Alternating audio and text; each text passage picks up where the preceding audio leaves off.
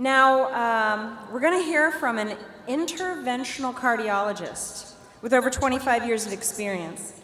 As the chairman of the Department of Cardiology at Clear Lake Regional Medical Center in Webster, Texas, he has utilized healthy ketogenic diet with his patients, achieving extraordinary results. Here to share more with you now, please welcome Dr. Nadir Mir Ali.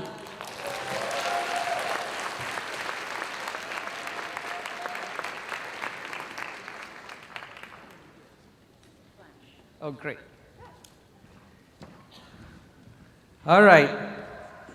So it's an honor to be here, and I'd like to thank Karen and Dr. Berg for giving me this opportunity.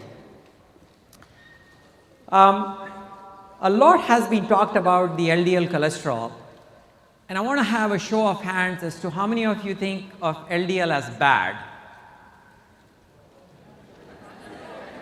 So, yeah, some of you have raised your hands, and I would like to do the poll at the end of the talk and ask the reverse question. How many of you would think of LDL as the good cholesterol? So, I guess I do have a timer. So, I'm giving a subliminal message out there about the Lorax and about the Onceler, and I'd like you to decide who I am.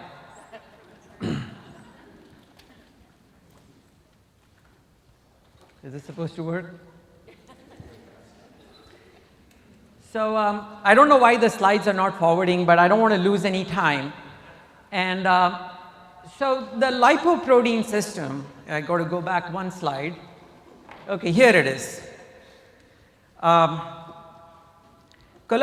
is a waxy, fatty substance. It doesn't dissolve in water. So if you take a beaker of water and you put oil into it, it doesn't dissolve. And our body has created this ingenious system in which it packs the cholesterol into a lipoprotein molecule.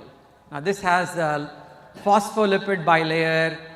It's got certain key identifying proteins that impart it a functionality so that it can carry out its functions.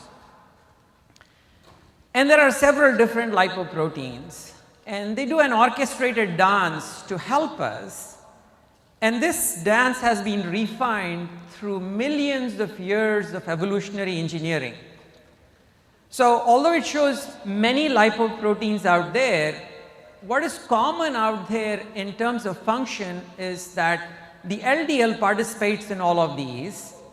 And I thought one slide would be enough for me to tell you what are the good things that LDL does. So one of the things it does is that it fights infections. It clears bacterial debris. The second thing that it does is that cholesterol is not a metabolic fuel. You can't burn it like you can burn fat and sugars. So you have to eliminate it, and it's involved in that elimination. It does cell repair. When your cells get damaged, you need the LDL cholesterol. So I said one slide is not enough. Let me go to the second slide.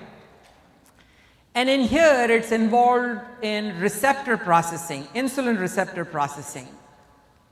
The hormones that our testes and ovaries make, the raw material for that comes from cholesterol. And finally, I could not fit it in 2 slides. So I had to put a third slide because energy delivery depends on it. Your muscle function through CoQ10 depends on it. And like Ivor talked about, prevention of coronary calcification. Whoever thought that cholesterol would be involved in preventing coronary calcification? So the question that comes about is that should I tamper with lipoproteins in general and LDL in particular, because there is millions of years of thought process behind it. They do all these functions: host defense, they modulate inflammation, prevent vascular calcification, receptor functioning, cellular signal transmission in our brain, cell repair, muscle function, and by God, this list is not complete. So we try to mess with nature, but nature has already done this for us. There's a condition, a genetic condition, which is called A-beta lipoproteinemia. And what this genetic condition does is that it eliminates the LDL molecule, LDL, VLDL, and chylomicrons. So nature has created a situation in which the bad cholesterol is non-existent, and these people should live forever. But what you notice is that these people have failure to thrive. They get recurrent infections because the lipoproteins protect you from bacteria. They get blindness. They get problems with their brain function, especially in the cerebellum. And most of these people are dying by their third or fourth decade, principally because the LDL is important in infection fighting. It carries fat-soluble vitamins, which are necessary for these processes. But as it so happens, we don't like to learn from nature and repeat the mistakes. And so enters the era of statins and a new wonder drug which is called PCSK9 inhibitor. And I don't know if anybody in this room has heard about the new Repatha drug or the Praluent. A show of hands? Okay, a few. All right, so don't be bogged down by this. This is the way in which our body makes cholesterol. Would it surprise you to know that if you ate no cholesterol, that your body will make about 1,500 milligrams, 1.5 grams of cholesterol every day, and it's got a synthetic machinery to make it. And not only is it cholesterol that is important, but several intermediate products in the cholesterol pathway. One of them is called the prenyl. And the prenyl pathways make selenium proteins. These are the proteins that make antioxidant molecules that we have talked about reducing free radical damage. They activate vitamin K1 to K2 and help prevent vascular calcification. The CoQ10 is a product that comes from the cholesterol pathway, and it's important for muscle function. Dolicol is important in attaching a sugar residue to an insulin molecule so that the insulin receptor can function well. And cholesterol, it helps your membrane. There are things called lipid rafts and there are things called caveolae that harbor the receptors through which we get cellular signaling. So how do I unpack that information? There was so much information in there, and I like to be redundant. So the prenyl residues or the isopentyl helps make the antioxidant proteins. It converts vitamin K1 to K2 and helps prevent vascular calcification. The CoQ10 for muscle function, the dolicol to process your receptors properly, and cholesterol itself for our membrane integrity, the lipid rafts and the caveolae. So here is a picture of a membrane which is cholesterol replete. It has cholesterol, and the cholesterol provides the membrane the right structure so that the receptor can sit properly and function. And similarly, the caveolae are invaginations in which the receptors are sitting, and they sit in a proper way when cholesterol is present, and when cholesterol is absent, these structures are in disarray and they don't function properly. Now, we talked about dolicol as one of the byproducts of cholesterol metabolism. And dolicol attaches the sugar residue to the receptor where it's being made in the protein manufacturing machinery of the cell, which is the ribosome. Now, when you put it all together and you're looking at an insulin receptor, the lipid rafts are important, the dolicol is important, but the way the insulin receptor functions is that it produces a GLUT4 pore. This is the pore that you see on the right of the slide, and that lets the sugar inside the cell. The processing of this GLUT4 pore is dependent on cholesterol pathway.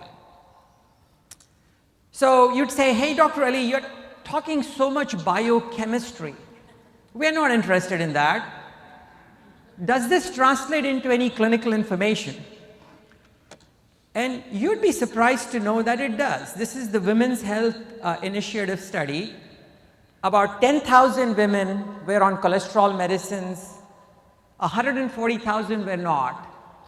And at the end of 3 years when they were checked, the women on cholesterol lowering medicines had a 3.5% increase in the incidence of being diabetics. Now in the same study, if you happen to be a Hispanic, you were more affected. The difference was 5%. If you happen to be an Asian like me, the difference was 7%. Now, Dr. Mercola and others have made my job easier because they have talked about the mitochondria in detail. So the mitochondria are basically organelles inside the cells, basically function like an engine inside the cell, and they convert fuel to usable energy, which is called ATP. But a crucial component of this mitochondria is the CoQ10. And the way I describe it is that if an engine does not have a spark plug, it cannot burn fuel. And similarly, if your muscles are deprived of CoQ10, they cannot burn fuel either and cannot make ATP. So here is a study that's done by a fellow Texan, Dr. Lance Jobin, and he's an unsung hero. And he took 10 patients who were on statins and 9 compared controls, and he looked at their muscle with a muscle biopsy and with many blood tests. So what he found is that the blue line that is horizontal is how the control group behaved. When you compare to the control group, the people who were on statins had higher blood pressure, had higher sugars, had lower CoQ10, had more oxygen or burning damage because they were not making the glutathione, the antioxidant enzymes. They were not able to generate energy currency, and they had more insulin resistance. Now, the same group did another study in a cardiology clinic in which 328 patients who came for the first time on statins. Of these 328, about 50 of them demonstrated either muscle aches, memory issues, tingling or numbness. And that is a 15% incidence of statin side effects in this clinic compared to what is reported in large clinical trials, which is less than 0.5%. And in this study, when he stopped the statins, the myalgias, the muscle aches improved, the shortness of breath improved, their memory improved, but not in everybody because statins can cause some permanent damage. Of the 50 patients that he had 28 patients in whom he had done an echocardiogram or an ultrasound of the heart to check heart muscle function. Of the 28, 50% of them, the heart muscle function improved compared to when they were on statins. And in the other 50%, it did not improve. So there is no guarantee that statin-induced side effects in you will improve over time, although it does in the majority of patients. Now, the statin industry was not happy with this at all. So what they said is that let's spread some disinformation by saying that statins are actually beneficial in reducing the risks of death in people with congestive heart failure. Congestive heart failure happens to be a condition in which the heart muscle is not pumping well and you get short of breath. And they divided roughly 5,000 patients into 4 groups. Never use statins less than 25%, use statins between 25 and 75%, and use statins greater than 75% of the time. Now, it's an unfair comparison because when your cholesterol level is high, there is definitely a better chance of surviving. But they can't fool some people like me who are statin skeptics, because what I did was to take the groups and see the group that was using statins 25 to 75% of the time should be worse off than the group that was using statins all the time. But that was not the case. The people who were using statins all the time had greater mortality. They were dying more often than using it less. That stroke rate was higher in the group that used statins all the time, and that your chances of getting heart disease was also higher. Now, this is a Japanese study, and Japanese people are extremely smart. So the Japanese Society of Cardiologists said that everybody who has a cholesterol over 220 should be treated. So what this group did was to take people who were treated with cholesterol reducing medicines whose cholesterol was over 220, and what they did was to see what happens to them depending on how low their cholesterol goes. So these are people being treated on statins, their cholesterol levels are reducing, they are wiping out the scourge of mankind, which is cholesterol, and you would expect them to live longer. What happened? As the cholesterol reduced, all-cause mortality went up, your chances of having cancers went up, your chances of having strokes went up. In fact, the best cholesterol was something close to 220 to 250. What about the chances of being a diabetic in the same study? If low cholesterol is so good, why are the people with low cholesterol having the highest chances of being a diabetic in the study in which you are treating people with statins? It makes absolutely no sense. Now, we said that we're going to describe all the different pathways in the cholesterol that help us.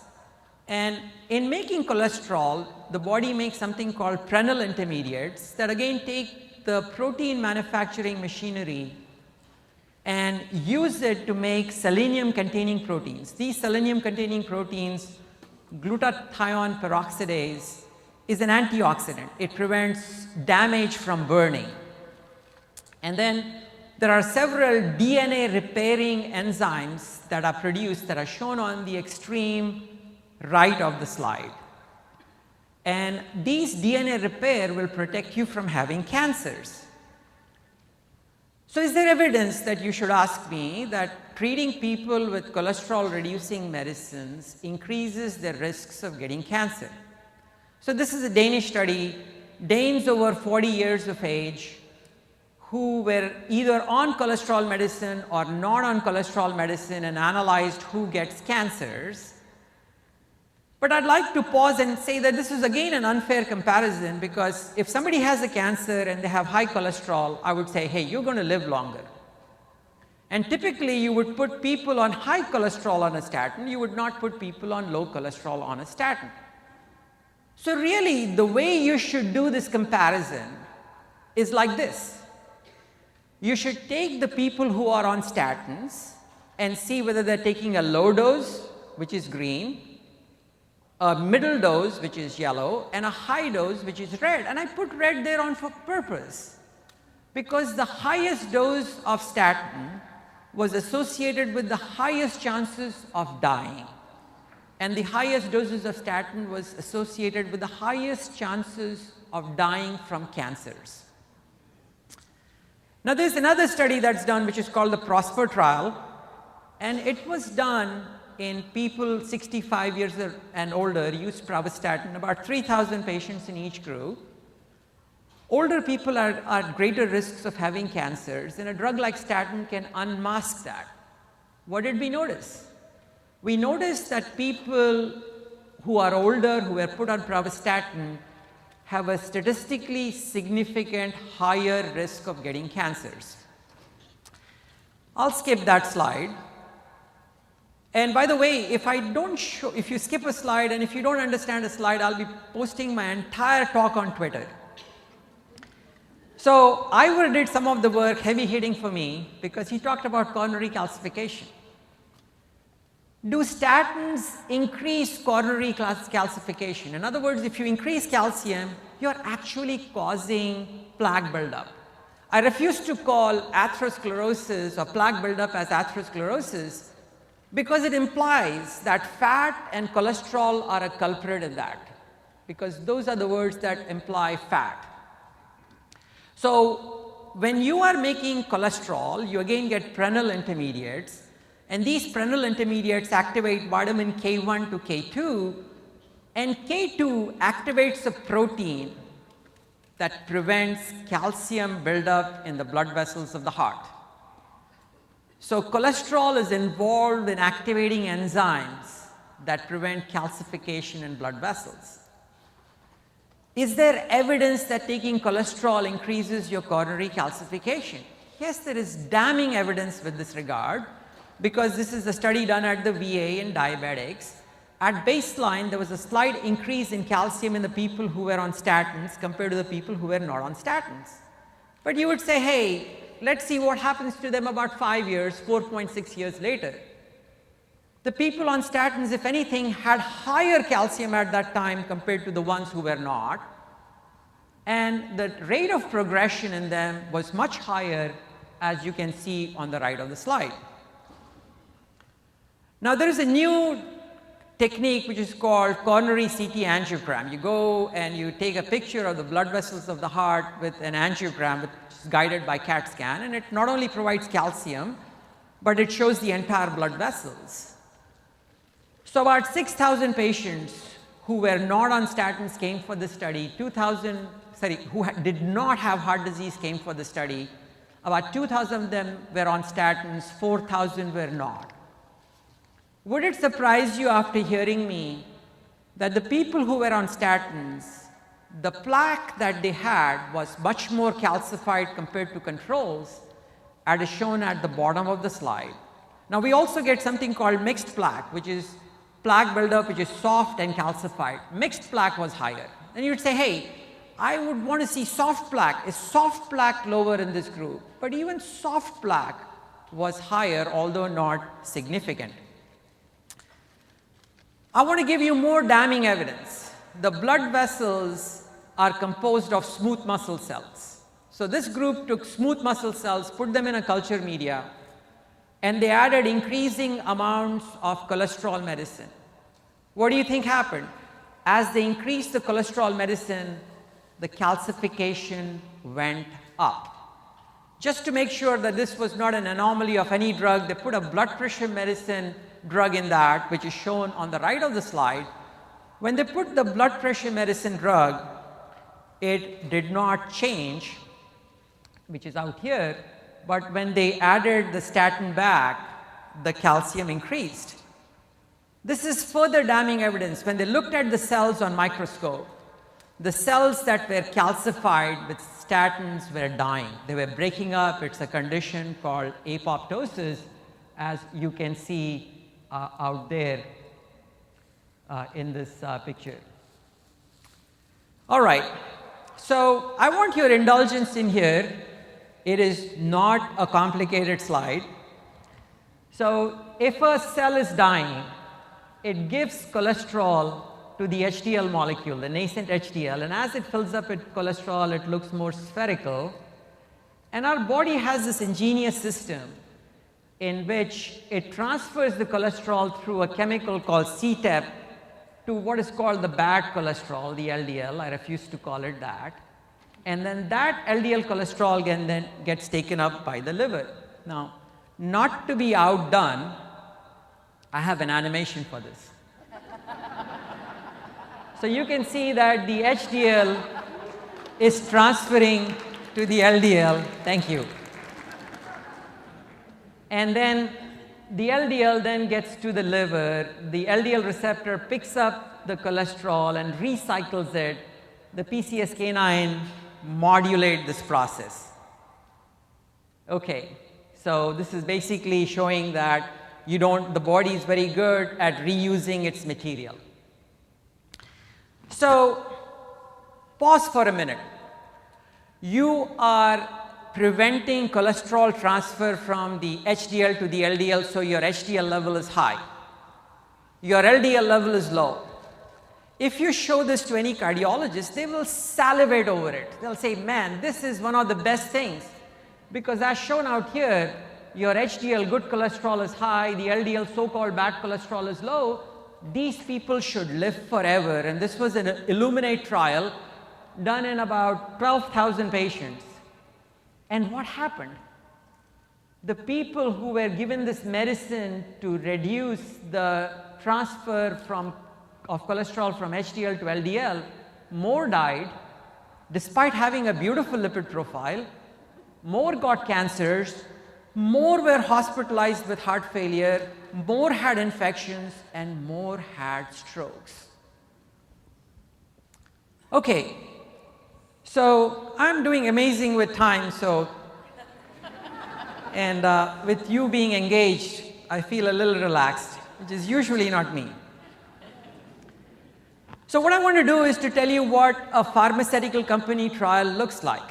So a pharmaceutical company trial has a clinical site. Typically in a trial there are about 400 sites in 25 countries. Guess who pays them? It's the pharmaceutical company. Each site has a physician investigator like me, and he sends information to a central group of experts. Who's paying the central group of experts? It's the pharmaceutical company. Are these central group of experts known to tamper with data and fudge data? Yes, I can show you examples of when it has happened. Then they have this safety monitoring committee who's hired to protect the patients, but they are unblinded. They know who is on the drug and who is on the placebo. And guess who are they working for and who's paying them? Then there are biostatisticians and ghostwriters. Ghostwriters are people that the company hires so that before the study is over, the whole manuscript is written and sent out for publication with the physician's name on it. And then FDA, which is designed to protect you because of changes in legislation, a large portion of the FDA budget for new drug approval, guess where does it come from? It comes from the pharmaceutical companies. Then you would think that the medical journal, like the New England Journal of Medicine, is objective. It will say, hey, you did something wrong because you didn't do the study right. But they are also culpable because advertising revenue, and when a good study comes out, the companies order millions of reprint, and it is significant impact on the bottom line of these companies. Then you would say that the American Medical Association, the heart associations are not culpable, but majority of their budget is coming from these companies. The conflict of interest is tremendous. And then when the drug gets approved, they come and tell me, hey, Dr. Ali, you seem like in the Clear Lake area of Texas, you are pretty good. Let's give you about $3,000 a night, 5 nights in a month. And why don't you go and tell your friends that this is a good drug? I urge you to go to ProPublica.com and put a physician's name, and you'd be shocked to see some of them are earning between $100,000 to $500,000 a year trying to promote the drug. Who suffers? It's the patient and the science that is suffering. Okay, so back in the 1994s, this is a landmark study. When you talk about statins, people salivate about the study because this is a Scandinavian study done with simvastatin, a group on simvastatin, a group on placebo. At the end of 5 years, 5.4 years, there was a difference in mortality of 0.6% per year. Let me translate that for you. What that means is that if you took 100 patients and you treated them, you would save half a death. It would be very honorable for the company to say that's what they did, but that's not what they say. They said we had a 42% reduction. How is it 42% when it's 0.6% or at the best 3% over 5 years? So this is how it is. You use statistics as weapons of mass disinformation. So I want to pose a simple question to you. The Maryland Lotto is coming up, and your chances of winning with a ticket is 1 in 15 million, and I say, hey, I'm going to increase your chances by 50%. But really, that increase is only half, 1.5 in 15 million. In relative terms, it's 50%. But in absolute terms, it's 0.60 followed by 3. So if I'm a drug company, this is how I would like to sell my wares. Say, lottery expert Dr. Ali, do you want to be a millionaire? If so, the world-renowned lottery expert and mathematician who won a Nobel Prize can increase your chances by winning the lotto by 50%, 50%. You can be a winner, just send me $50, and this is no con trick. On the other hand, if I were honest, you would not take these drugs because it would look like this. The pathetic, desperate, lonely, rather hard up Dr. Ali can very slightly increase your chances by a meager 0.006%, and you get the picture. So this is the truth, and the truth is that relative risk reduction should never be used in presenting clinical trials because it is deception. You should use absolute risk reduction, in which you should tell people how little the effect of the drug is. Now, this is a daunting slide, but I took a lot of time to prepare it. So please bear with me. So it's going through all the cholesterol trials from 1994 up to the current. This is the Fourier trial. The Forest trial was a landmark study, 25% reduction in cholesterol, 3.3% absolute reduction. But right here in 2004, an important event happened, which was the Vioxx scandal. Merck, which is the same company that did the Forest study, was found to be guilty of data tampering. They had internal documents that showed that Vioxx was increasing heart attacks. They hid it. They put pressure on an FDA employee so that he would not raise safety concerns. When all of this was found, 88,000 patients had had a heart attack. About 40,000 had died. Merck agreed to pay $5 billion. That was the first time the Congress said, you have to stop this practice. A company until then could do 10 clinical trials, ignore the 9 that showed no benefit, and show the 1 that showed benefit. So this is when new clinical trial guidelines came in, and a trial that was done in diabetics showed a 33% reduction just before that, a 1.5% improvement in mortality. But when the trial guidelines came out and there was more scrutiny, a very similar trial, again in diabetics with similar reduction in cholesterol, no mortality benefit. The trials done in 2008, 2015, 2017, this is the Jupiter study, 50% reduction in the so-called bad cholesterol. It looks like they want to annihilate LDL. What happened? The reduction in mortality was 0.5%. The Fourier trial, they reduced, we'll see that in more detail because it's a PCSK9 trial, but 60% reduction, and you are increasing mortality slightly. All right, so this is PCSK9, and what PCSK9 is that it is a substance that the liver produces so that it can modulate the amount of lipoproteins in our bloodstream. So as PCSK9 is increasing, it comes and it sequesters the LDL receptor in the liver, and it degrades the LDL receptor. So what happens is that as the LDL receptor is degraded, you have more LDL molecules in the circulation. So in other words, in the setting of an infection and inflammation, body elaborates PCSK9 to downregulate the pickup of the LDL by the liver so that more LDL is there in the bloodstream. Why is it doing that? It's doing it for a reason, because it's doing it so that you can fight infections, you can sequester lipopolysaccharide, which is a bacterial product, you can reduce the inflammation, you can repair the cells, you can deliver energy when your body needs it, and you can prevent cancers. So these are the functions. Now, what you could do is you could give a PCSK9 inhibitor. When you give a PCSK9 inhibitor, it comes in and it mops up the it mops up the PCSK9, and what happens is that the LDL receptors are not degraded, they increase in number, and what it does is that it removes all the LDL from circulation. So the LDL that was present is removed from the circulation. You get a situation with very low LDL. So it's seen out here. These are the LDL receptors on the liver. This is the inhibitor. The PCSK9 has disappeared, as has the LDL. And you will notice that all the beneficial effects have also wiped off the slide.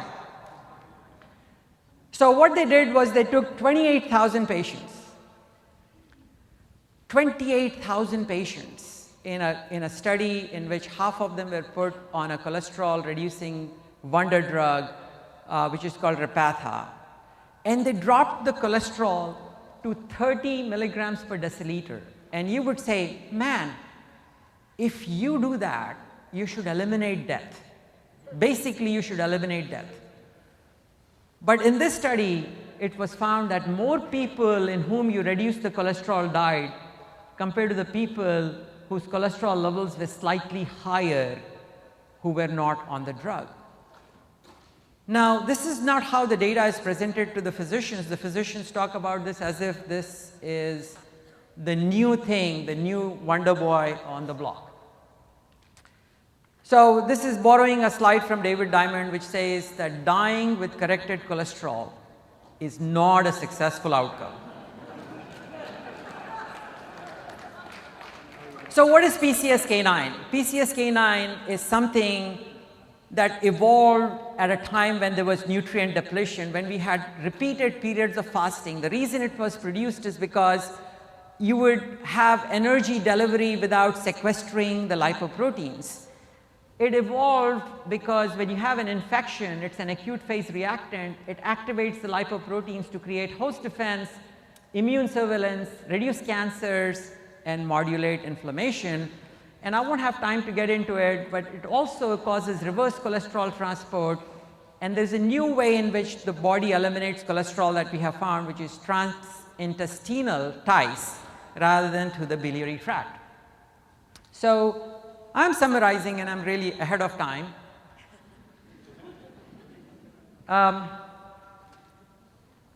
The big pharma, the food industry, near 100% of cardiologists, your associations, they would all like us to be on a processed vegan diet. They would like us to take statins and PCSK9 inhibitors because they want to annihilate LDL. They want to remove the PCSK9.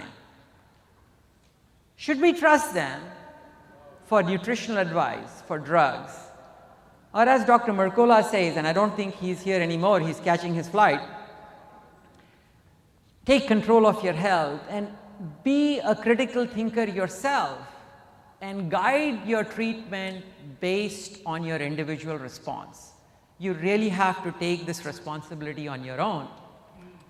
So should I view statins as mitochondrial toxins, as medicines that affect your memory and cognition, that increase the calcium buildup in the blood vessels of your heart, that cause insulin resistance, that promote free radical or oxidative injury, that damage your muscle, that damage the mitochondria, fully realizing that most of the studies that are produced with conflict of interest without checks and balances. Now, I'm a physician myself and I'm guilty of many of these crimes, so I feel I have a right to make this statement, and that is that we have abdicated our clinical responsibility to the opinion leaders, big pharma, food industry, various medical societies, and have relinquished our clinical thinking abilities.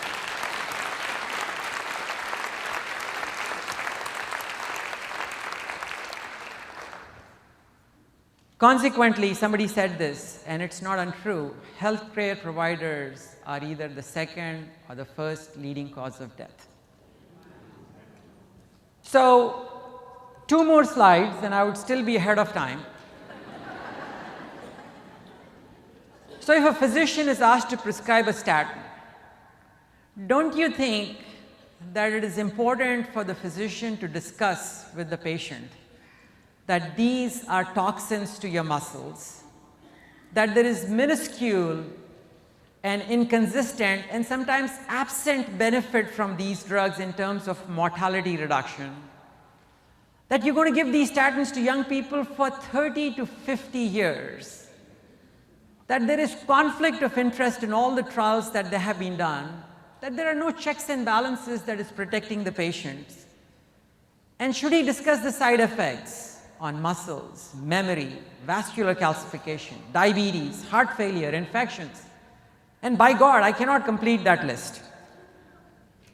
So the question is that when you go on a low-carb diet, you're going to, by design, as you get healthier, raise your LDL.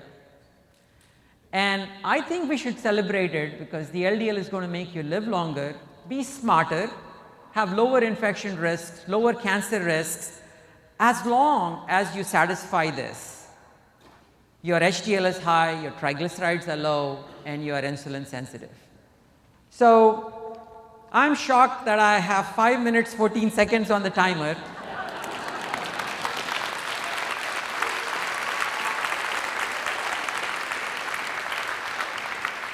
Thank you. So, by a show of hands, how many of you now think of LDL as a good cholesterol? Okay, thank you.